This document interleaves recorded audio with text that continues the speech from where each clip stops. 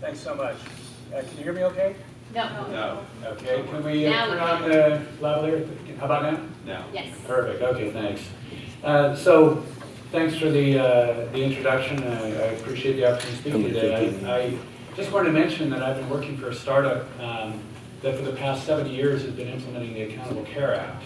I'm trying to. And it's Kaiser Permanente, and there's been a focus on preventive care and integrated care since the very beginning of our institution. So when the Accountable Care Act came along and all of its various attributes, naturally we've been researched extensively in terms of what works and what doesn't work. One of the things I do within Kaiser is I chair our National Virtual Care Work Group and wrote the strategy for how we implement virtual care services. And we're making great progress in that space right now. So what I'm going to do today is try and cover a lot of ground very quickly and still leave some time for questions. I do have a bad habit of speaking quickly, so please fasten your seatbelts. I do want to let you know that one of the things I do outside Kaiser is I chair the eHealth Work Group with the Global Alliance for Genomics in Health. And a couple of things that are really fascinating at a high level about what we're learning about our genome. But a lot of our genome and a lot of our brain is wired for social connection. And so this conference really is hitting the nail on the head. And what we really need to do is infuse a lot more of social digital technology into how healthcare is delivered, received, managed, and socialized among our peer groups and our social support groups. And think of that as I walk through some of the slides today.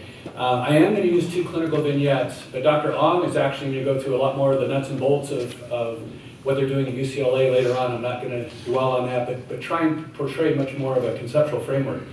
One of the other things that genomics has revealed just very recently is validating that sitting for prolonged periods of time is really bad for you. Within 40 minutes of sitting, your genes that upregulate the good stuff and downregulate the bad stuff have all changed. But I do want to use a couple of clinical vignettes. So the first one is actually a true clinical vignette. It's my neighbor's 10-month-old daughter. And she came to me a couple months ago and said she's got a fever 104.5 and she's listless and she's not drinking. And we took her to the emergency department, not my hospital, another one. And the line was so long and people were coughing over her, we just turned around and came home. And the next day, she was worse and they took her back, and the exact same thing happened. So they made 2 round trips to the emergency department. Both times decided it was too long a wait. And fortunately, their daughter recovered and is thriving, but the parents were terrified and very dissatisfied with the care they received. So I'm going to come back to what this vignette ought to look like in the near future.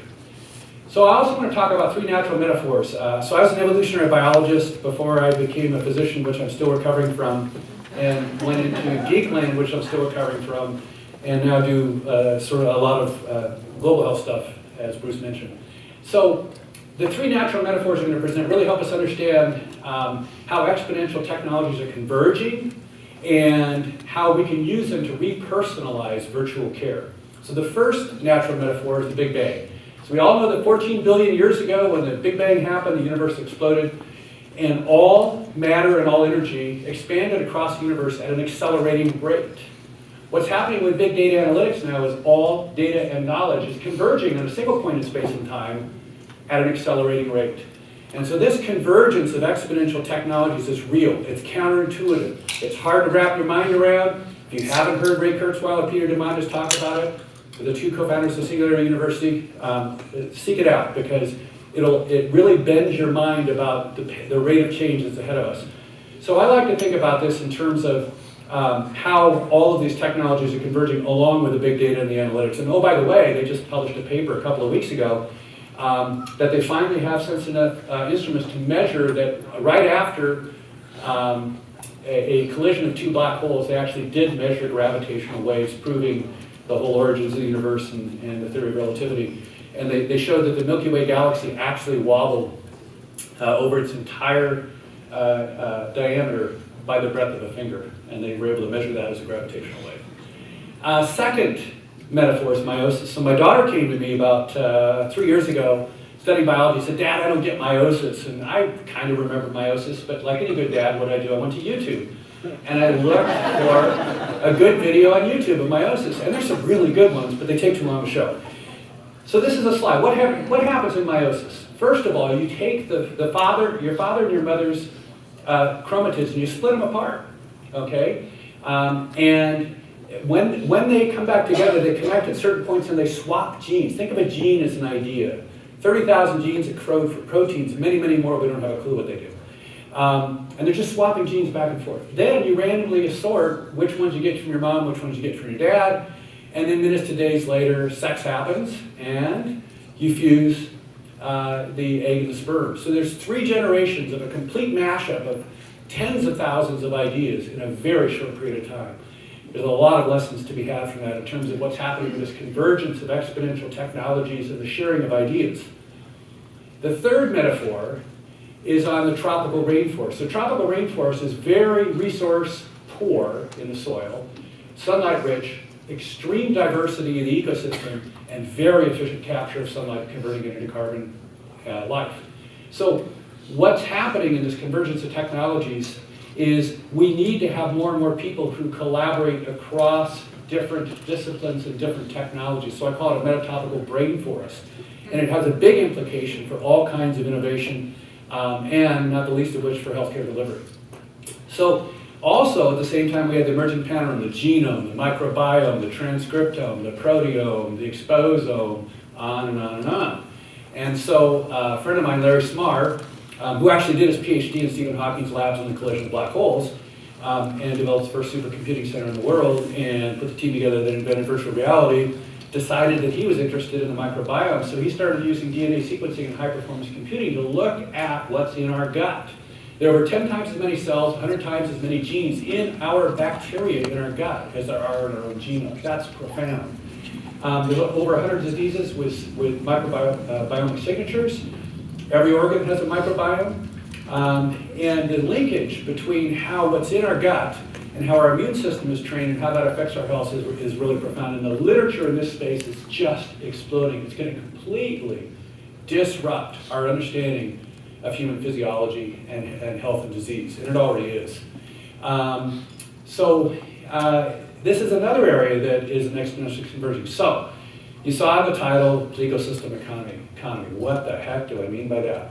Well, I couldn't find a good term to capture it, so I made one up. And I have a bad habit of making up new terms. So I took multi-platform ecosystem and created Plecosystem. It's a contraction. 6 types of platforms. The first is service platforms.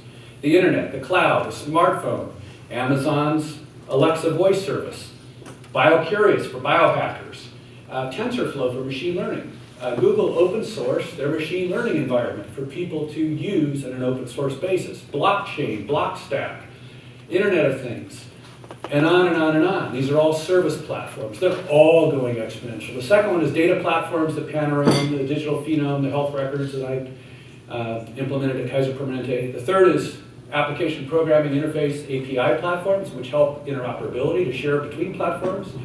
There's experience platforms, the most important of which is empathic design, where you really put the person at the center of the universe as you design. Financial platforms, this is what Silicon Valley does differently than anywhere else in the world, is having the right kind of money and the right kind of mentoring that comes with that money at different points in the life cycle of innovation. And then there's the sociocultural, geopolitical, value, and ethical platforms. And I was giving a talk in England a couple of months ago and highlighted the fact that different countries in the EU, let alone outside the EU, have different values about how they strike the balance that would affect the FBI versus Apple scenario that's so current in our zeitgeist.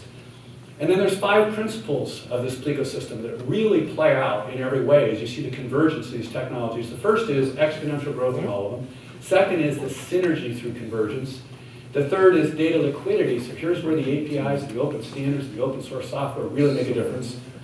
Person centricity. I don't care if I've got 100,000 EKGs in Germany and 100,000 genomes in Iceland and 100,000 medical records in South Africa, if they're not linked so that we can look at the whole person and actually begin to study. And that's some of the work that I'm doing with the Global Alliance for Genomics and Health, is developing a federated system of how we can share each other's data securely without shipping the data around, using what are called data enclaves, and Mark McClellan knows a lot about that because HHS is the first in healthcare to have put one out there. And there was a study published in the New England Journal of Medicine about Kaiser Permanente's work in narrowing social disparities. They compared different health plans. They didn't use our data within our systems. They used it out of the Health and Human Services data enclave. So person centricity becomes critical to learn from these data. And then finally, open source communities really help accelerate the rate of innovation. So the role of wearable sensors, I like to think of 4 tiers of wearable sensors. And in the virtual care world, today not so much, but in the near future it's going to be increasingly valuable, whether they're worn continuously or not.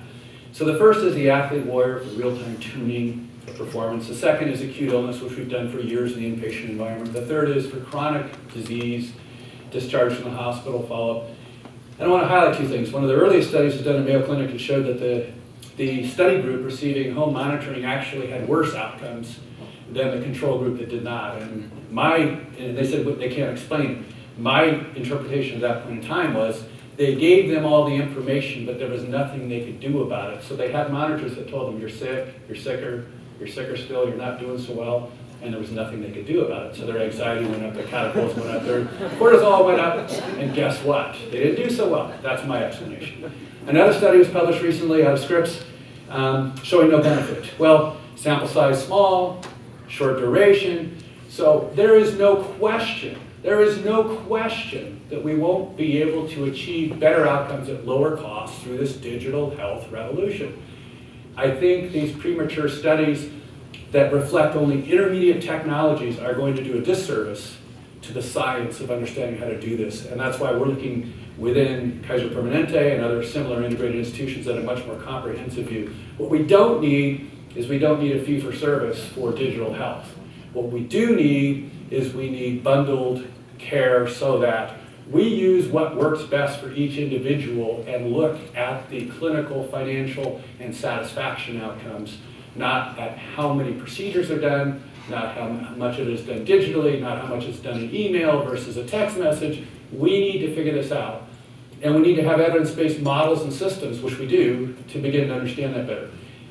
And then finally, most importantly, the role, and this gets back to the genetics of Kaiser Permanente, is in prevention and wellness. So how do we use these devices to create more mindfulness? So instead of saying, oh, I need to take another 100 steps today, I think just subconsciously, there's the elevator, where's the stairway, and take the path of most resistance rather than the path of least resistance. And do more standing at conferences than sitting. Trust me, you'll feel better. You will feel better if you stand more and sit less. So in that model, we use the digital monitors to initiate behavior, to motivate, sustain the behavior, and then to calibrate over time. And I suggest to people, instead of checking their pedometer 3 times a day, hit your target a couple days in a row. Then don't look for 2 days. Hit your target every 2 days. Then don't look for a week. And extend the length of time over which you don't look at your digital nanny, okay? And that you start becoming mindful and doing the right thing naturally without having a digital nanny on the shoulder. So I'm just finishing a chapter on the Internet of Things and innovation due tonight. And so I wanted to say a little bit, because this interplay between the Internet of Things and virtual care and televideo and telemedicine is huge. So the issues that are currently there, interoperability between sensors and apps and aggregators, the aggregation itself, the analytics with ultra deep learning, security is huge. There is no security in these devices today. Closed loop, actionable, intuitive, empathic user interaction models. And then finally, none of it does any good at all if it can't improve outcomes. And health and happiness have to be unbundled in ways that are meaningful, because we need to make sure that we're not treating intermediate targets, that we're getting at people living meaningful lives. And if you want to motivate people, bringing meaning to them is far more important than bringing a better hemoglobin A1C. But let's get both. Okay, there are 3 conversations that I like to think of that I'm driving towards in everything I do in the digital health space. So this is at the foundation of my view of what is person-centric care, not patient-centric care, not consumer-centric care. That means they buy something from you, but person-centric care, the whole person. And patient activation and involvement with their own health. So the first is the patient, and I do mean patient, with a professional care team. How many of you have had grandma come home from a visit and say, what the doctor say? I don't know, I was so nervous, I don't remember what he said. Okay, that's the patient-provider interaction. The patient with a personal care team, that's where they share what's going on with them, with those people they trust with that information. So they may have a different personal support network for their exercise than they do for their smoking cessation than they do for their diabetes, based upon who has what and who they trust to be supportive. And then finally, the patient with a person that houses that patient persona. So we all have multiple personas, some of us more than others. And the extent to which that we can broker these three conversations using visualization tools that bring together these mountains of data that are being aggregated about each of us becomes important. So, second clinical vignette. This happens every single day, okay? A 45-year-old woman comes into my office, she says, she doesn't come into my office every day, but somewhere in America. 45-year-old woman comes in stressed out, new diagnosis of diabetes and hypertension. And you explain to her what's going on, and she says, well, what should I do? You say, well, I got three options for you. The first is, you take these 2 pills and come back in a month. And you get a hemoglobin A1C in 6 weeks. Second option is, you really got to change your lifestyle. No pills, no drugs, exercise, healthy diet. I'm sending a nutritionist to the exercise counselor, and we're going to get you on a program, and you're going to beat this without any medication. And the third is somewhere in between. And the woman says, well, the reason I'm so stressed out is my daughter's getting married in 3 months. I need option number 2, where I don't have to change my lifestyle for the next 3 months. Once I get my daughter married and get all the in-laws out of town, then I'm coming back, and I want option number 1, and I want to change my lifestyle. So we need to have simple visualization tools that can be used for all 3 of these conversations so that we can share the information with the patient and visualize what the costs and benefits and risks are of each of the options, and that they can in turn share that with themselves when they're in the comfort of their home. And I'm leading a project at Kaiser Permanente called Open Notes, where the instant I sign a note, it goes to the electronic health record and goes to their copy of their record the same moment. So they can go home and share that with their whole person. They can share it with their social network and with their support team. So we need values-based shared decision-making, and we need to localize the use of streaming data from wearables to that individual so that we can enhance their ability to make informed decisions at the right time. So there's 3 modes. As I mentioned, I wrote strategy for Kaiser Permanente about televideo and virtual care.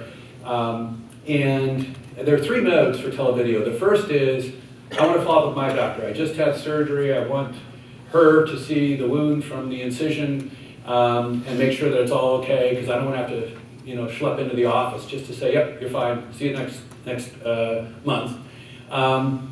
Any doctor now, I just have a question, I have a problem, I don't think I need to see my doctor, but I want an answer right now. I'm at work, I want to log on, I don't want to leave work, I don't want to find a parking space, I just want an answer now.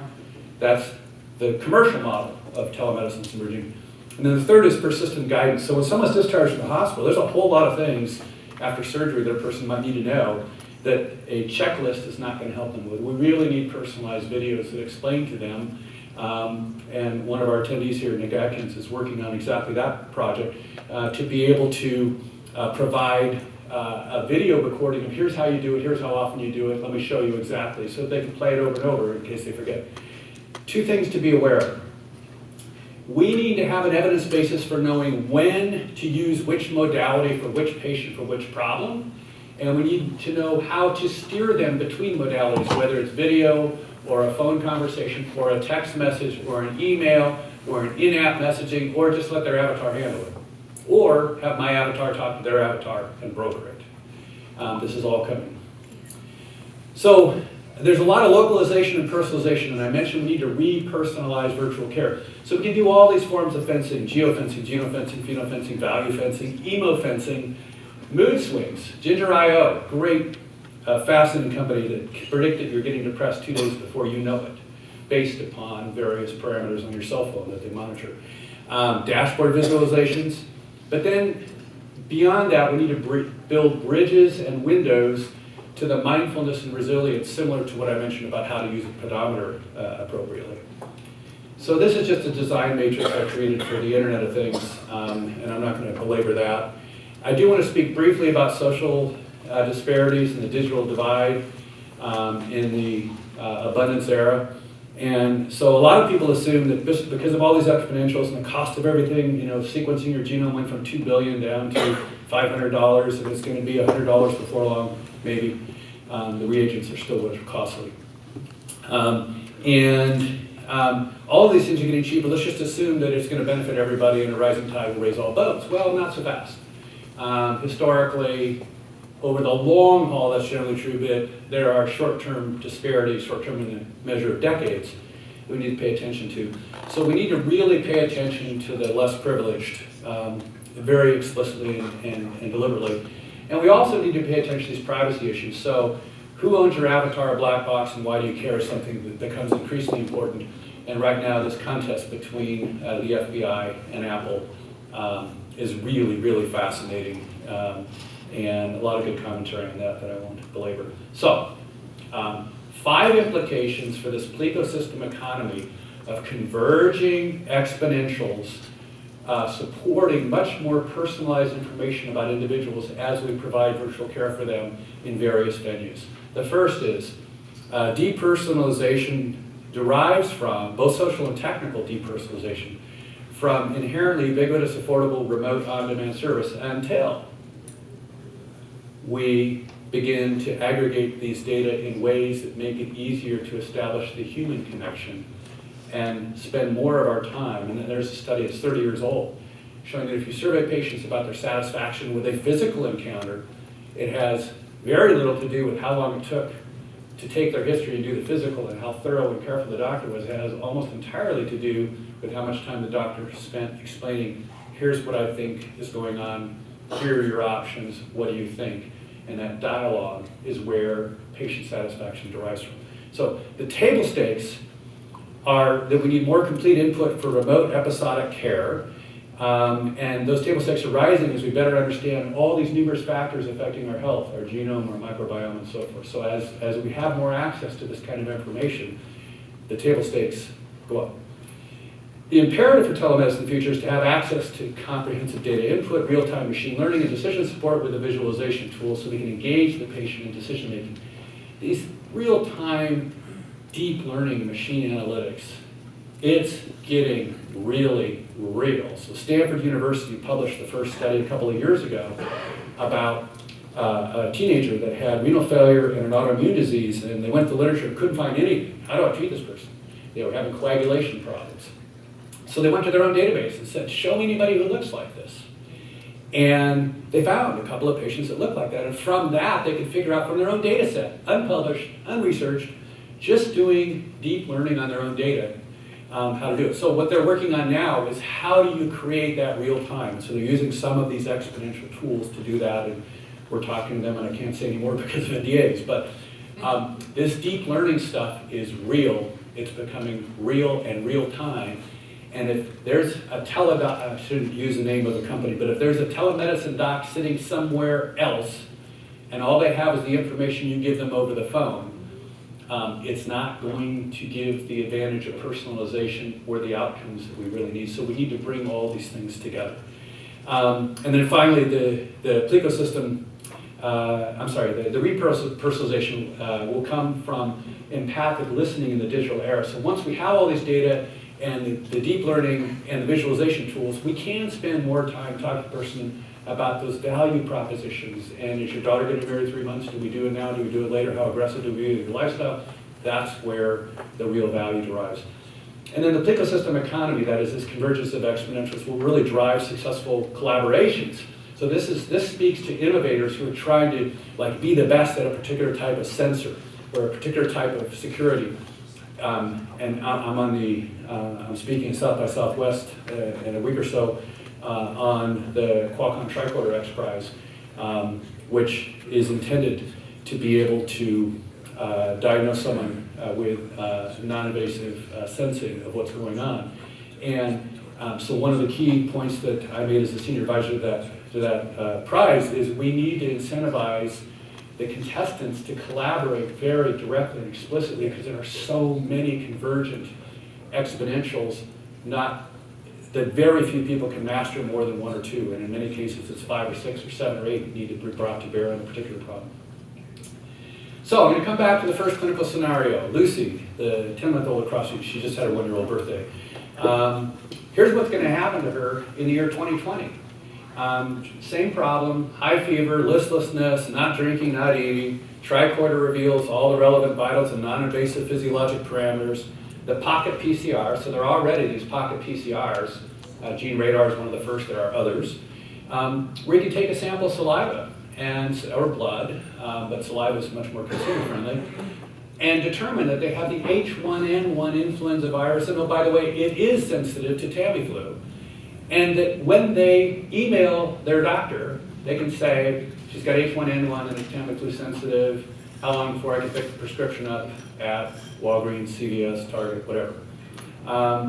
And so the consultation could be just a simple email done, or it could also include a call where there's the reassurance and the empathic side of healthcare. So one of the things I like to refer to is using modern technology to restore ancient wisdom and empathy in healthcare. And I think we're on the verge of achieving that. Outcomes this time, instead of a baby that survived and parents that were totally terrified, was a baby that did well, cost of care reduced, and the parents were delighted with the efficient and effective care that they received.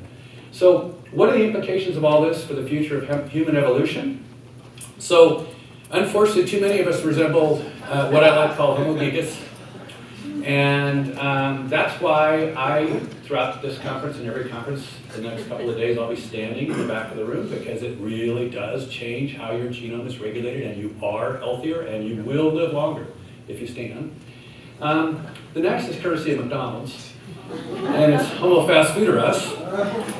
And when the flat panel was invented, not that long ago, something terribly wrong happened. And this is all about the same, and trust me, I mean, the mechanisms, the physiology, the genetic regulation is now understood. We've known for quite a while it's unhealthy, but we know now why and how this happens. And then finally, Homo telemetricus, with embedded sensor loops, cloud analytics, and repersonalization of virtual care. So this is where we can and will go, but it's going to take a lot more focus on the empathic side of care, on the personal side of care, on listening. Bringing social factors to bear is critical. And then ultimately, creating more resilience and mindfulness with all of this is something that the science around meditation, all forms of meditation, not just traditional meditation, can help with. And then I just want to read something that Hubert Humphrey has posted in the hall, in the foyer of the Health and Human Services in DC. And it has been said that the moral test of government is how that government treats those who are in the dawn of life, the children, those who are in the twilight of life, the elderly, and those who are in the shadows of life, the sick, the needy, and the handicapped. And we really do need to pay attention to everyone. And then finally, Maya Angelou, poet laureate, once said, "I've learned that people will forget what you said, people will forget what you did, but people will never forget how you made them feel." And throwing a bunch of data at people after extracting a bunch of data from people doesn't make people feel good, most people. What makes people feel good is you understand where they live, who they are, what their values are, and what options they'd like to take.